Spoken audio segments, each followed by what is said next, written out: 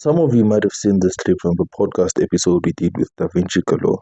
So Zuma is a populist, and people are voting for Zuma and not the MK. Most MK supporters, we believe that most MK supporters never read the MK manifesto. They do not know what MK stands for in its core value, but they do know Zuma for sure.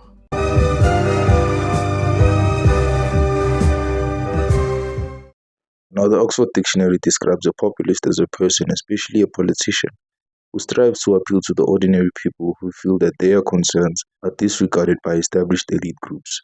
I must admit, Brother Julius Malema, with his garden boy and white monopoly capitalism dichotomy, weaponizes the layman's concerns more than Zuma. Besides his symbolic representation as the biggest active liberation fighter, the reason why Zuma succeeds in generating the veneration and sympathy of the ordinary man better than Julius Malema is because of his struggles against political elites, which led him to become a martyr of some sort, providing ordinary people something to relate to, someone who embodies their relationship with the South African government, a rebel who will not heed to the call of the elites. TV channel. I suggested the paper to them, I suggested the channel. What made Comrade Mwako to behave the way he did here, saying that I've auctioned the country, in the NEC I just do what I like? He's carrying out an instruction. He was recruited when he was a student in Lesotho to be a spy. The information was, that hug was arranged by the police. And somebody who hugged him had been given instructions to do so. And that was General Sipho Nyanda.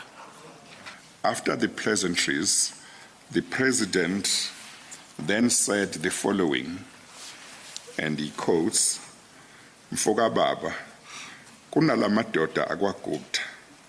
Ngifuna ukuthi uhlangane nabo futhi ubancede."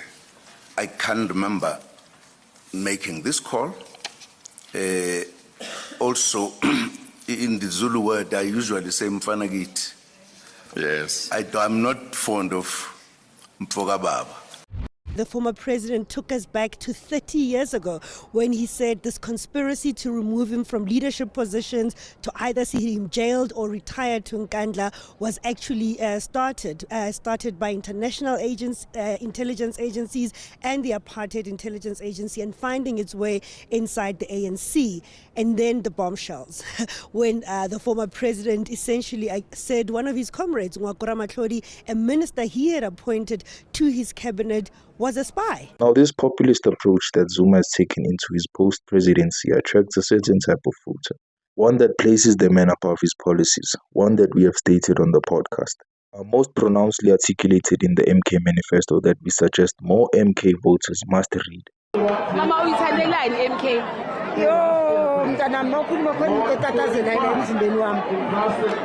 Yinhloko yagogo. Ngathi mangikhokho ngathi ithela iqalwa nge-16 zathi zema was one of them. As much as ngingayithanda ngendlela engimasa kuthiwa kuyeza yena ngokwakhe. At my age 70 years old, ngathi ngiyaya ngacreate noMkhonto Women's League. Mina ngiyamfela shembe baba. Bangakhuluma bafike bathanda khona ngiyamfela. Lapha khona ngifana. To know the essence of a party is to have a comprehensive ideas of what policies and plans they have.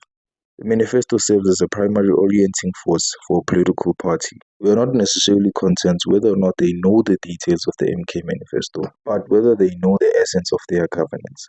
Because I am sure that the ANC voters do not know the ANC manifesto, but they are familiar with the governments, unlike the MKP, which turned a year old a few weeks ago. Questions like, does it place emphasis on the state, does it not?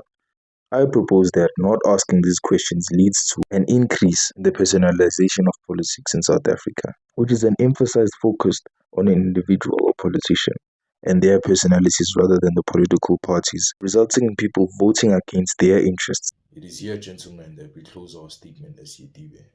Good day.